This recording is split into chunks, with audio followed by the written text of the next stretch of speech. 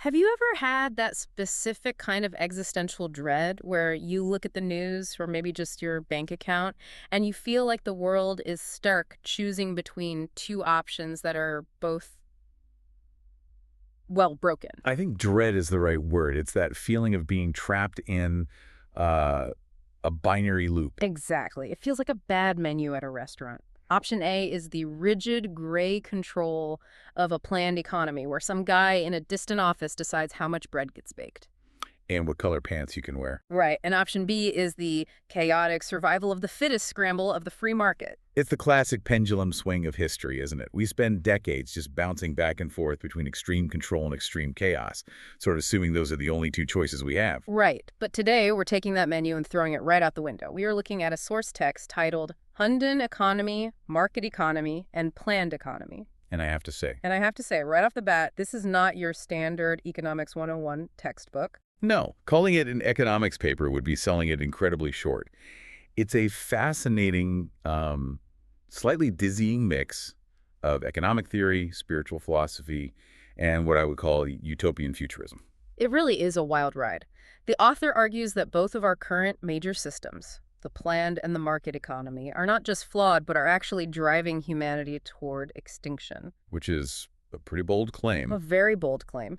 And the proposed alternative. It involves artificial intelligence, the complete dissolution of marriage, and something called F-coin. And the boldest claim of all. Yeah. This model isn't just a theory. The text claims it's modeled directly after heaven. So our mission today is to unpack this Hundun model. We're going to look at why the author believes our current way of life is doomed, and then we're going to explore the highly specific, sometimes radical details of this proposed paradise. And just to set the stage for everyone listening, Right. we're going to treat this text as a fascinating artifact of utopian thought. We aren't here to say if it's right or wrong or to endorse it. No. We're just here to understand the internal logic of a worldview that claims to have found a third door. Okay, let's start with the critique of what we already know. The text starts by tearing down the planned economy. Now, usually when people criticize planned economies, they talk about, supply shortages, bread lines. Lack of consumer choice. Yeah. But this source goes a bit deeper than just inefficiency, doesn't it? It does. The critique here is actually quite philosophical, bordering on metaphysical. The core argument is about human limitation. The text argues that a planned economy is destined to fail, not just because of bad math, but because human wisdom is, well, inherently limited. What does that mean exactly? The specific phrasing used is that humans cannot take into account the universal interconnectedness of all things. That's a heavy concept. It's not just you're bad at logistics, it's you aren't capable of understanding the universe. Precisely. Think about the butterfly effect. A small change in one place affects everything else. The argument here is that if you're sitting in an office trying to plan an entire nation's economy, you cannot possibly grasp the rapid, chaotic changes of reality. Right. I mean, since we don't even know what will happen tomorrow, weather events, tech breakthroughs, shifting trends, how can a committee possibly plan a 5-year strategy for an entire nation? They can't. And the text says this inevitably leads to poverty, low efficiency, and backwardness. It's an information problem, really. The planners are always acting on old, incomplete data because the interconnectedness of reality is just too complex for a human brain to model. And it mentions the human element to bureaucracy. Because let's be honest, giving a small group of people total control over resources, that usually doesn't end well. This is what the text calls the saint's dilemma. It says that a planned distribution mechanism, deciding who gets what, only works if saints are the ones running it. And we don't have a lot of those. You'd need leaders who are completely selfless, all-knowing, and incorruptible. And I'm guessing the author doesn't think we have many saints in government. Correct. The source states that since ordinary humans control resources, corruption is 100% guaranteed. It argues that a planned economy breeds bureaucrats, speculators, and corrupt individuals. So you end up feeding this bloated government structure, while depriving ordinary people of their freedom to survive. It's a harsh critique. It's basically saying the system suppresses human potential. If I can't use my talents because the state tells me what to do, my initiative just dies. I become a cog in a machine that doesn't even work properly. And that leads to the final nail in the coffin for the planned economy: isolationism. Because a rigid planned economy cannot resolve its contradictions with the dynamic global market, it tends to retreat. The text warns this leads to information blockades and hostility toward the outside world, It creates a closed loop. a closed loop that stifles human civilization. Okay, so door number one, the planned economy, is locked shut. It's too rigid, and humans aren't smart or holy enough to run it. So naturally, we pivot to door number two, the market economy. Right. This is usually where proponents say, look at all the wealth we created. Look at the innovation. Look at the smartphones. And to be fair, the source acknowledges that. It admits the market economy brings material abundance. It acknowledges that it strengthens nations. It drives technology. It doesn't deny the prosperous side of the coin. There's always a but. But then it pivots immediately to the cost. And the imagery here shifts drastically. It stops talking about offices and starts talking about nature. Yeah, the metaphors get really intense here. It uses a very evocative analogy.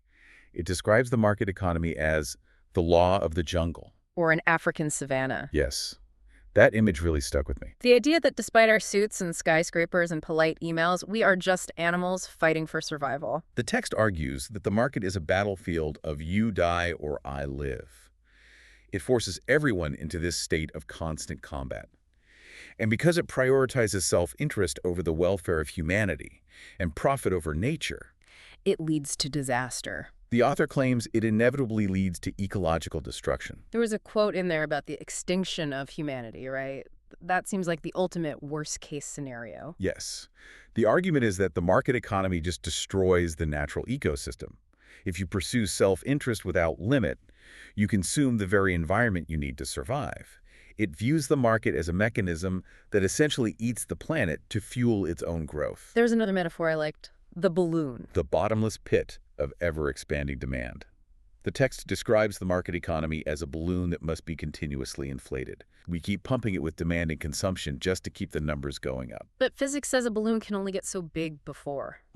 Exactly. Eventually it has to burst. And that's how the author explains cyclical economic depressions. They aren't bugs in the system. They're a feature of the physics of greed. When the balloon bursts, you get a crisis, suffering, unemployment, and then you start blowing it up again. And it's not just about nature or money. It's about what this constant competition does to us as people.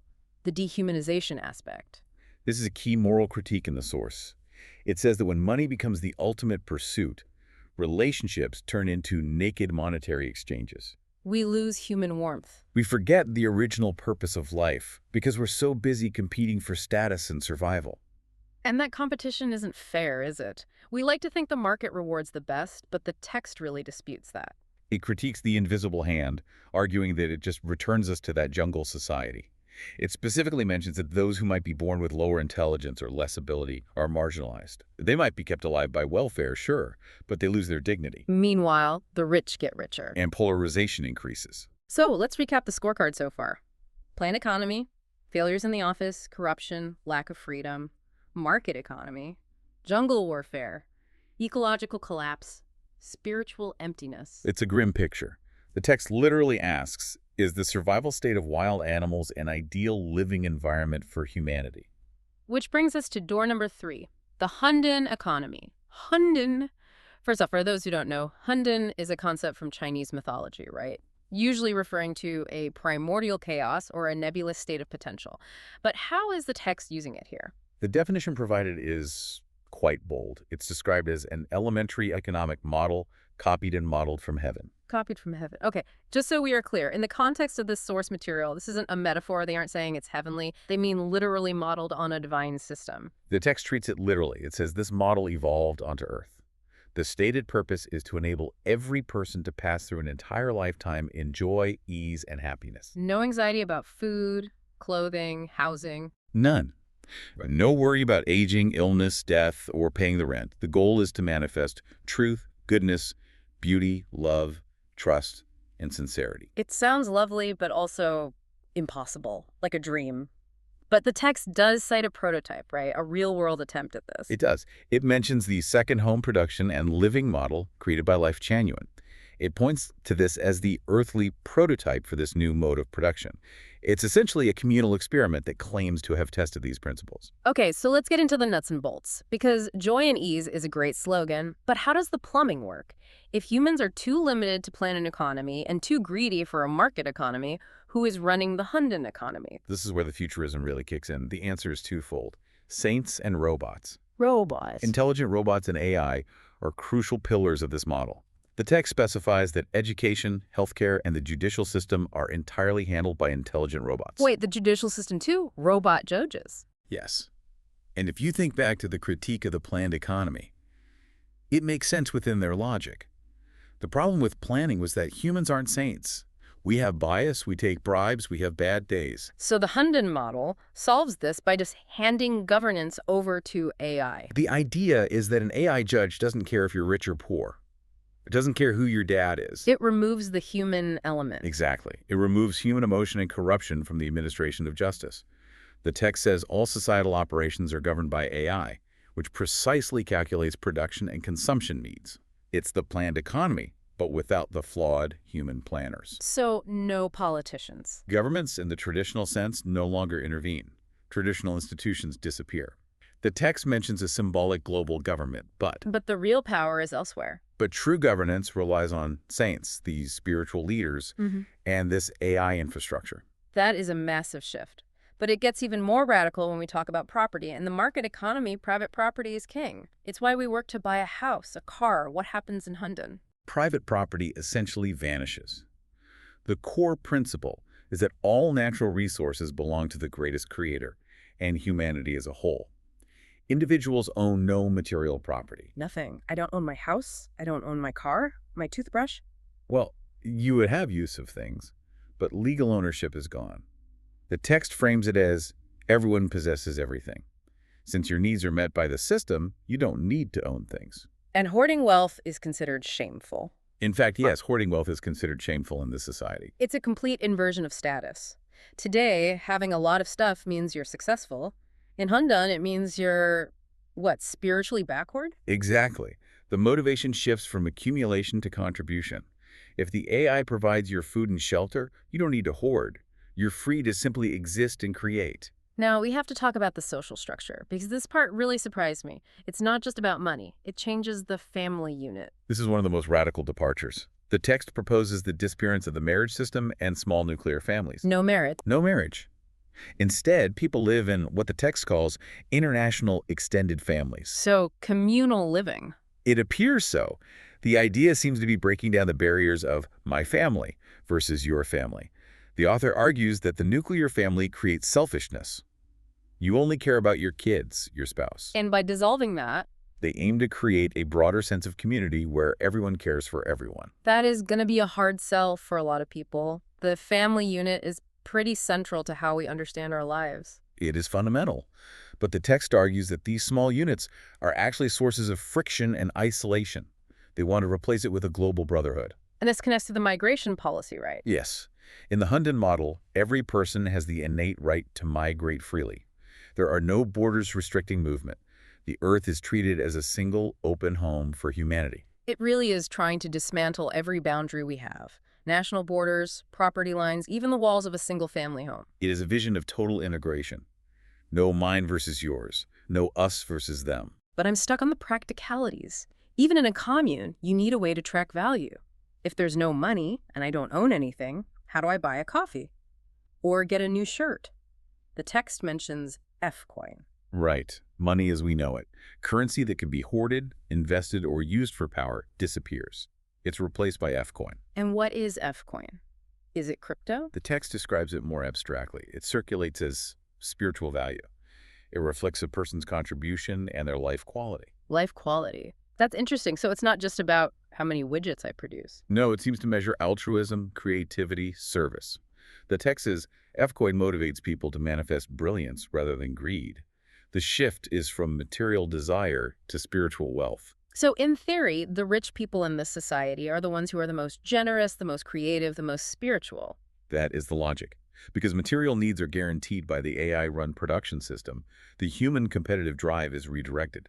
Instead of competing for survival, you're competing, if that's even the right word, to reach higher states of truth, goodness, and beauty. It's a fascinating concept. You take the survival instinct out of the equation entirely. And that is the crux of the argument. The author believes that as long as we're fighting for survival, whether in a jungle market or a scarce planned economy, we cannot be truly human. We're stuck in that animal state. So the Hundun economy is designed to be a post-survival civilization. Post-survival civilization, yes. The claim is that things like crime and even suicide would vanish. Because the motivation is gone. Exactly. Crime disappears because the conditions for crime, poverty, desperation, greed are removed, and suicide vanishes because suffering dissolves. It's a very high promise. It requires a massive leap of faith. The text even says you have to understand this from a higher perspective. It admits that human rational thinking cannot design this. It requires standing from the perspective of the greatest creator, or gods, Buddhas, and immortals. It acknowledges that this is beyond conventional logic. It's almost like the text is saying, stop trying to figure this out with your human brain. You need a spiritual upgrade to get it. Exactly. It frames the current economic debate as a lower-level problem that can't be solved with lower-level thinking. So let's take a step back and look at the whole picture. We started with the text's assertion that our current systems are broken. The planned economy fails because we aren't smart enough to control everything. And the market economy fails because we're too selfish to stop destroying the planet. And then we have the solution, the Hundun economy, a system where robots handle the logistics and the laws, AI handles the justice, and humans live in property-free, marriage-free communities, trading in spiritual value. It really is a complete rewrite of the human operating system. It touches everything: economics, family, government, religion. It is. It asks us to trade autonomy and tradition for guaranteed security and spiritual focus. You know, it reminds me of that saying about how it's easier to imagine the end of the world than the end of capitalism. This text is definitely trying to imagine the end of capitalism. But it's replacing it with something that feels almost alien. Alien, or divine, depending on your perspective. It's a vision that assumes technology and spirituality can merge to solve the fundamental flaws of human nature. It's definitely a lot to process, the idea that we could just stop worrying about rent, about the future, about survival. That creates a very specific kind of longing, doesn't it? That is the allure, the promise of joy and ease. We're so used to struggle that the absence of struggle sounds like a fantasy. But the mechanism to get there, surrendering governance to AI, dissolving the family unit, that is the challenge it presents. It brings up a really provocative thought for me. The text argues that human rational thinking isn't capable of designing an ideal system. We're too flawed, so the solution is to essentially bench humanity. We hand the keys to the car over to the algorithms and the saints. It's the ultimate resignation of control in exchange for paradise. So here's the question I want to leave you with today. If we were to actually do this, if we handed over our education, our justice system, and our resource management to AI in exchange for a life of absolute joy and ease, would we be achieving heaven on earth? Or would we simply be becoming well-kept pets in a digital garden? That is the question. Is a paradise still paradise if you aren't the one running it? And if you give up the struggle, do you also give up what makes you human? Something to chew on next time you're stuck in traffic or staring at a spreadsheet. Thanks for taking the deep dive with us. See you next time.